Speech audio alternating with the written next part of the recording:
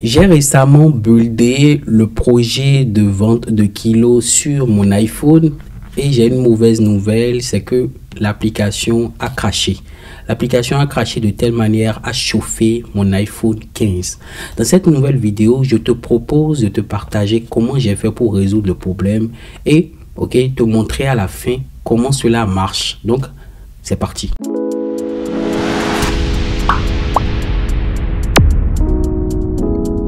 Alors, salut tout le monde, bienvenue sur Jeux-Lab, bienvenue sur cette nouvelle vidéo. Comme je l'ai dit précédemment, je vais vous partager tous les petites astuces que je trouve importantes que vous devez connaître lorsque vous êtes en train de coder vos applications sur React Native pour améliorer les performances de vos applications. Alors, si c'est des thèmes qui t'intéressent, n'hésite pas à liker la vidéo, à t'abonner, et à rejoindre directement le groupe Discord. Je tiens quand même à le dire, c'est très important parce que sur le groupe Discord, il y a plusieurs personnes, de différentes communautés, que ce soit des Camerounais, des Béninois, en tout cas, plein de personnes. Tu pourras faire la rencontre de plusieurs développeurs, de plusieurs DevOps comme toi et aussi partager ton expérience. Donc, n'hésite pas, tu t'abonnes, tu rejoins la communauté, c'est très important. Et je rappelle que l'objectif cette année, c'est minimum 10 000 abonnés. Donc, je trouve quand même qu'on le mérite. Donc, republier la vidéo pour faire accroître la communauté. Alors, comme je l'ai dit, actuellement, nous sommes au 4e jour pour la mise en place de cette application de livraison, et de vente de kilos. Donc, en gros, ici, le scénario, il est simple, c'est de pouvoir connecter des personnes qui voyagent et des personnes qui ont besoin d'envoyer des colis à destination. Donc, le scénario, il est simple, c'est que la personne qui a besoin, de faire d'envoyer son colis, il fait une réservation d'un nombre de kilos. Donc, lorsqu'il fait la réservation ici, il sera directement contacté par la personne qui vend ce kilo là et ils seront mis en relation. Et lorsque le colis arrive à destination, celui qui a vendu son kilo, il reçoit son argent directement. Je vais le dire que de manière minimaliste, c'est la fonctionnalité, c'est-à-dire c'est le projet qui est là actuellement. Maintenant, j'ai l'habitude de pouvoir builder ce projet là sur mon simulateur. Pour les précédentes vidéos, vous allez remarquer que tout ce que je vous ai montré comme application mobile, je l'ai buildé sur simulateur. Le simulateur, en réalité, il est bien. Je peux voir le rendu de mon produit, comment ça marche, est-ce que tout marche correctement et tout. Mais au fur et à mesure que je l'utilisais, il ne me faisait pas ressortir réellement les vrais problèmes de performance. Parce que c'était pas un truc que je touchais à la main. C'est un truc que je lance sur mon ordinateur et je vois comment ça marche. Donc après avoir buildé ça plusieurs fois sur le simulateur, j'ai résolu les problèmes et je n'arrivais plus à appréhender d'autres problèmes. C'est ce qui m'a amené à aller builder maintenant le projet sur mon iPhone et voir réellement comment ça marche Et ce qui m'a amené à voir beaucoup de failles de performance. Et j'ai pu résoudre toutes ces failles de performance là. Donc pour ce 4e jour, je suis Jeux-Lab. Restez jusqu'à la fin de la vidéo parce que j'ai une très bonne nouvelle pour vous. Donc là maintenant, je vais vous montrer quelles sont les différentes étapes, les différents trucs que vous devez mettre en place lorsque vous codez vos applications sur React Native. Alors la première chose que vous devez faire quand vous finissez de coder vos applications, quand vous finissez de développer une fonctionnalité, c'est de supprimer les consoles que vous avez mis dans votre code. C'est tellement banal dit comme ça, mais la plupart n'y pensent pas. C'est-à-dire, ils laissent les consoles log et on voit clairement les tests que vous avez eu à écrire. Donc, c'est très important de supprimer d'abord les consoles log lorsque vous finissez de développer une fonctionnalité. Parce que après, si vous ne le faites pas, ça va s'entasser et vous aurez plein de consoles log un peu partout. C'est vilain à voir, je trouve. Donc, la première chose, supprimez vos consoles log. Merci. La deuxième chose, c'est de savoir pourquoi vous utilisez les choses. Alors moi, le réel problème que j'ai eu qui a provoqué le fait que mon iPhone 15 se chauffe en réalité, c'est par rapport aux composants que j'utilisais. Il faut comprendre ici que lorsqu'on veut afficher des informations, on veut afficher une liste d'informations dont on ne connaît pas la taille exacte de l'élément, il est important d'utiliser des flat lists. Les flat lists, sont dédiés essentiellement pour ces genres de cas-là. Et c'est ce que moi, je ne faisais pas parce qu'en réalité, moi, j'utilisais des scroll view. Donc en réalité, les scroll view, eux, ils permettent de pouvoir en réalité afficher des composants dont on connaît la taille réelle de l'élément. Ce que je vais faire, j'ai un peu noté toutes ces astuces là. Je vais repartager mon écran et on va parcourir un peu mes notes et on va débriefer par rapport à ça. Je suis certain que vous-même, vous allez au fait apprendre des choses pour pouvoir améliorer vos propres applications. Donc on passe sur mon ordinateur. Alors la première chose que vous voyez ici, comme je l'ai dit, c'est de privilégier l'utilisation des flat lists ou des sections listes plutôt que des scroll view. En réalité, les flat lists, au fait, permettent d'afficher de longues listes d'éléments. C'est ce que j'ai dit tout à l'heure. Et ici, les scroll view, ils sont au fait plus adaptés pour des petits nombres d'éléments ou des contenus statiques. En gros, si vous voulez au fait afficher tout un écran où il y a les différents menus de vos applications, vous pouvez penser à utiliser des scroll view parce que vous connaissez exactement la taille. Mais si vous voulez récupérer une liste d'informations dans la base de données, pouvoir les afficher sous forme de liste horizontale, verticale, l'idéal c'est d'utiliser les flat lists. Donc c'est très important de penser à ça pour les performances de votre application. Donc si vous n'utilisez pas les bons composants qu'il faut, quand vous allez builder l'application, vos utilisateurs vont commencer à utiliser l'application. Arrivé un moment, l'application va devenir très lente et c'est pas l'objectif visé. Il faut que l'application soit réellement fluide. Donc ça c'est la première, non, la deuxième chose que vous devez mettre en place. Donc première chose, supprimer les console log. Deuxième chose, utiliser les flat lists. Lorsque vous avez besoin, utiliser les scroll view lorsque vous en avez réellement besoin. Alors la troisième chose, c'est l'utilisation des use call et des use memo, ok, dans tous les fichiers.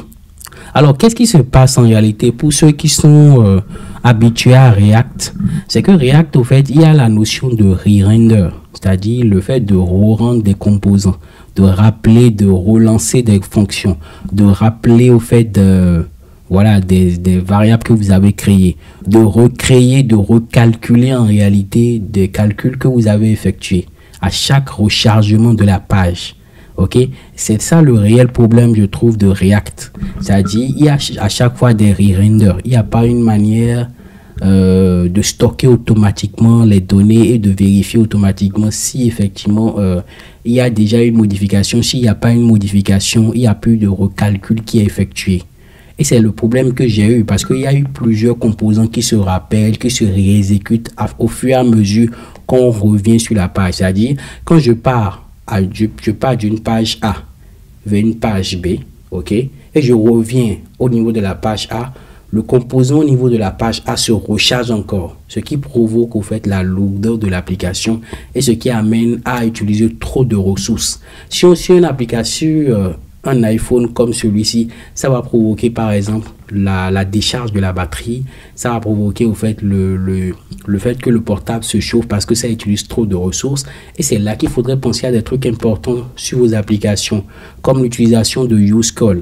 Alors useCall ici, lui permet de mémoriser une fonction, c'est-à-dire qu'il retourne la même référence de la fonction tant que ces dépendances n'ont pas été changées. En gros, c'est ce que j'ai mis par exemple dans cette capture-là. Vous voyez, ça c'est une fonction qui permet de pouvoir, voilà, compter. Donc, quand on clique sur incrémenter, il va incrémenter l'élément. Mais ici, si par exemple, la variable compte ne change pas, cette fonction ne sera plus jamais rappelée. C'est très important de le comprendre comme ça. Or que si on n'utilisait pas le useCall ici, à chaque fois que je reviens sur ce composant, il sera toujours appelé. Donc ici, c'est très important. Donc sur toutes les fonctions de mon application, ok, qui ont besoin de toute cette partie-là, j'ai utilisé les useCall. Ok, les useCall m'ont permis de pouvoir améliorer quand même la performance de mon application. Aussi, j'ai utilisé useMemo. useMemo lui permet, comme je l'ai mis là, de mémoriser une valeur calculée. En réalité, par exemple, c'est ce que j'ai mis sur la capture ici. Lorsque vous effectuez des calculs complexes, si par exemple je prends mon cas, je vais calculer le prix que l'utilisateur doit payer à chaque fois en fonction du nombre de kilos et en fonction du prix par kilo. Je vais effectuer ces genres de calculs, disons un peu complexes.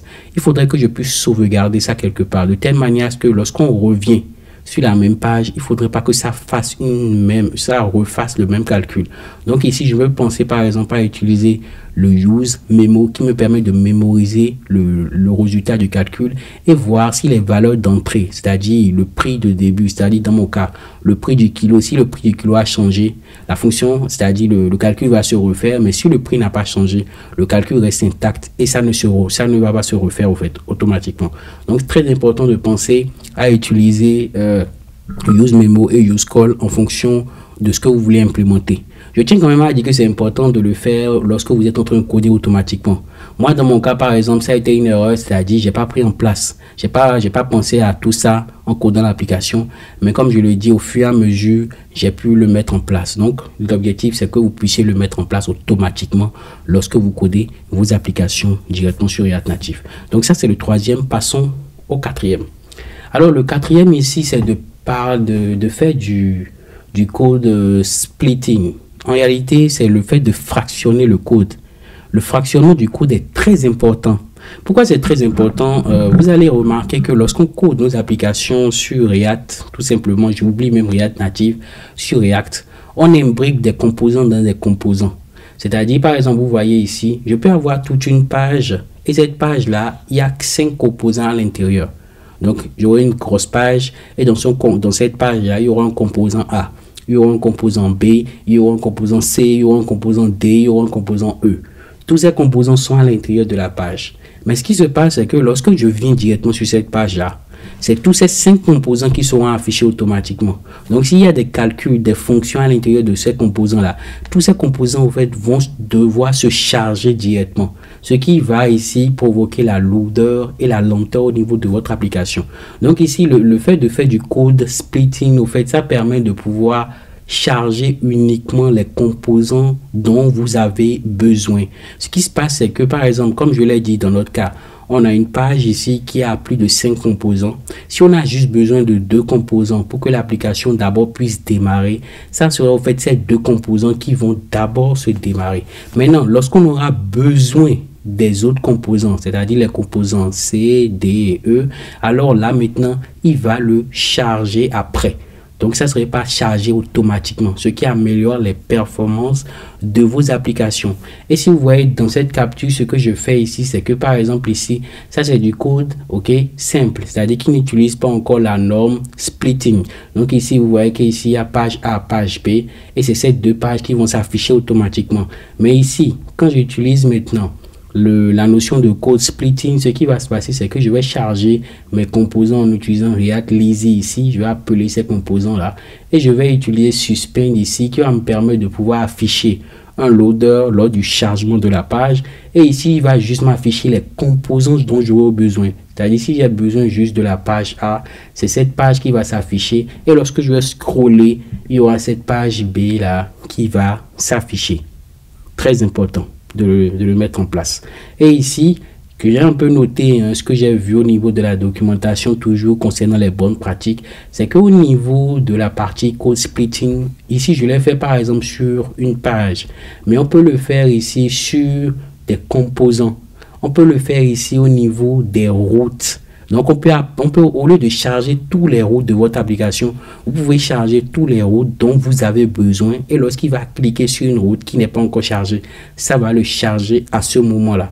Je tiens quand même à dire que c'est très important de mettre en place ces bonnes pratiques parce que ça améliore. On ne se rend pas compte lorsqu'on est sur le simulateur, mais je vous informe qu'on se rend compte qu'on est vraiment sur l'application, sur son iPhone ou sur son Android, comme vous le voyez. En tout cas, sur son appareil, lorsqu'on est sur son appareil. Tout simplement. Donc ici, l'avantage du code splitting, c'est ici d'abord le temps de chargement plus rapide, moins de JS à télécharger au départ, la meilleure performance pour les utilisateurs, surtout sur mobile, moins de consommation de mémoire, seulement le code nécessaire est exécuté. Et la dernière partie, c'est l'optimisation du SEO et du FCP, First Content Full Pane, pour les applications web. C'est très important. Donc ici, voilà au fait les 4 trucs que je tiens quand même à partager avec vous. Mais il y a un truc aussi que je voulais rapidement vous montrer. J'ai pris un petit schéma et je vais vous montrer les trucs qu'il faudrait savoir sur, par exemple, les flat lists. Tac, voilà. Je vais faire comme ceci et voilà. En réalité, lorsqu'on utilise des flat lists, et c'est là que vous allez voir la puissance des flat lists, j'ai noté ça ici, c'est que sur les flat lists, vous passez ici les informations que vous voulez afficher dans votre liste. Ça, c'est ça qu'on appelle la data. Ici, vous mettez ici les clés uniques, la clé unique pour chaque élément. Donc ici, en réalité, c'est l'ID dans mon cas. Ok, dans votre cas, c'est à vous de voir ça correspond à quoi. Mais la plupart du temps, vous passez au fait le, comment on appelle, l'identité, la clé unique ici. Ok, ici le render item, c'est le composant qui sera affiché à chaque fois que la liste, ok, est envoyée. À chaque fois qu'une information est envoyée, c'est ce composant qui va s'afficher. Je vais vous le montrer avec la démo tout à l'heure. Mais ici, c'est ce composant qui va s'afficher au fur et à mesure. Donc, c'est ce que j'ai mis ici pour rendre chaque élément de la sélection. Donc, ça vous permet d'afficher chaque élément de votre sélection. Ici, on and reached load more. Ici, c'est appelé lorsque l'utilisateur fait défiler la liste et s'approche de la fin. En réalité, lorsque vous scrollez sur, vous allez remarquer que quand vous êtes sur mobile, lorsque vous scrollez sur des pages, en réalité, lorsqu'on arrive à la fin de la page, si c'est bien fait et c'est fait de manière optimale, c'est pas tous les 100 listes qui sont affichées. En réalité, on peut vous afficher juste 105. Et lorsqu'on scrolle vers le bas, en réalité, il y a une autre quête qui est appelée pour appeler les autres. Et c'est cette partie-là au niveau des flat lists qui permet de pouvoir le faire. C'est-à-dire, il détecte en réalité que vous êtes en bas de la liste.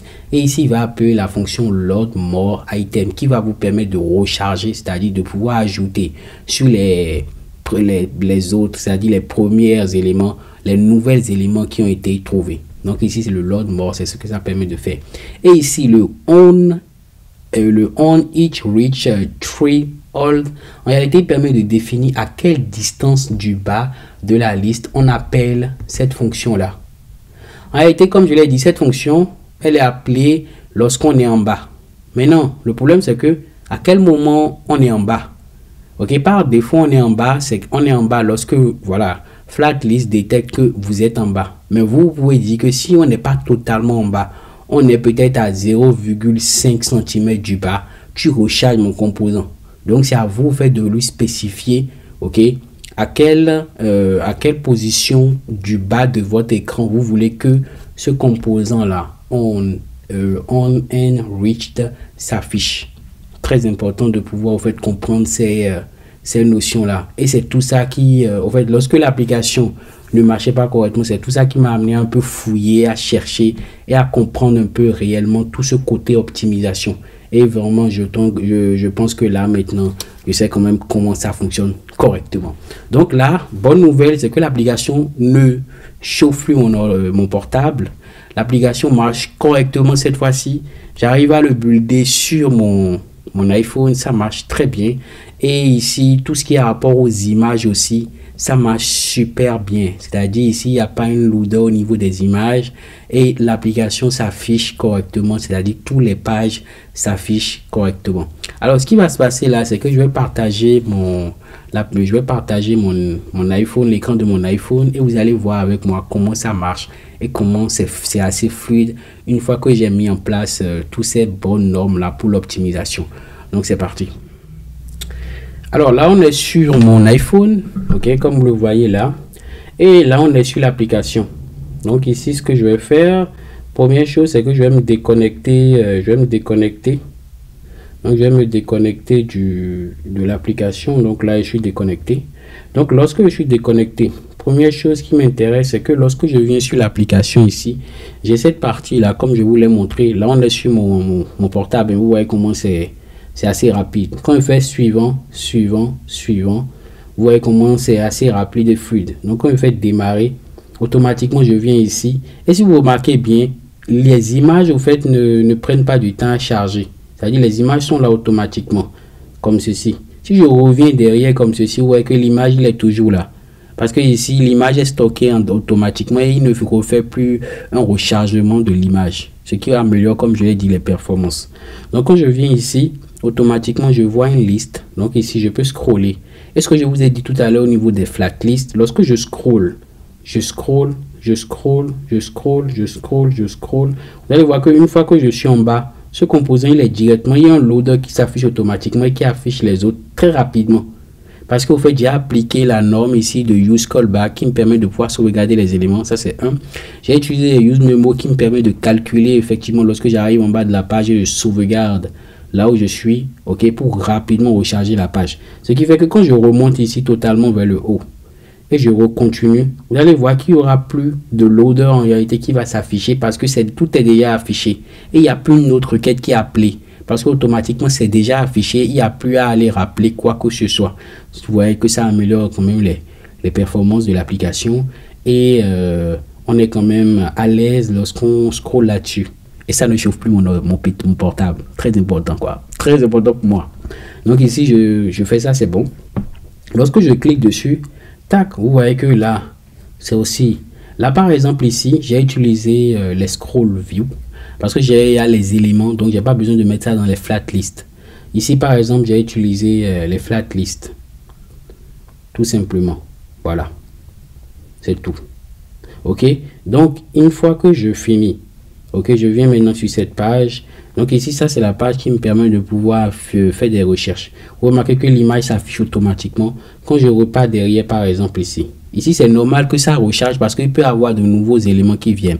Donc, il faut aller rechercher effectivement s'il y a de nouvelles annonces qui ont été créées et les afficher. Ça, c'est tout à fait normal. Je reviens ici. Donc, ici, vous voyez que l'image s'affiche automatiquement. Ici, je peux faire des recherches par rapport à ce qui m'intéresse. Par exemple, dans mon cas, je vais chercher un truc. Par exemple, qu'est-ce que je peux prendre? Je vais taper Cotonou Bénin, par exemple. Donc, ici, je vais faire par exemple ici. Cotonou Bénin. Vous voyez que ici j'ai des offres automatiquement qui s'affichent. Ok, voilà, ça s'affiche automatiquement et je peux maintenant aller dessus et effectuer ma réservation. Pour le moment, je ne suis pas connecté, donc il va me demander de me connecter si je veux effectivement faire une réservation, quoi. Dans mon cas, je ne vais pas faire de réserve, donc pas besoin. Ok, voilà. Alors, voilà un peu ce qui a été fait pour cette partie, cette quatrième séance ou cette quatrième journée pour la mise en place de cette application. Comme je l'ai dit, j'ai une très bonne nouvelle pour vous. Ce qui va se passer là, c'est que je vais partager mon écran et je vais directement aller sur internet. Ok, donc je vais directement aller sur internet et je vais vous montrer. Alors, dorénavant les amis, si vous allez sur Skilo comme ceci, skilo.fr comme ceci, vous allez voir le site qui présente l'application mobile qui va bientôt sortir. Comme je l'ai dit, j'ai une très bonne nouvelle pour vous. La bonne nouvelle est que l'application mobile sort exactement dans 2 mois, c'est-à-dire précisément en mars 2025.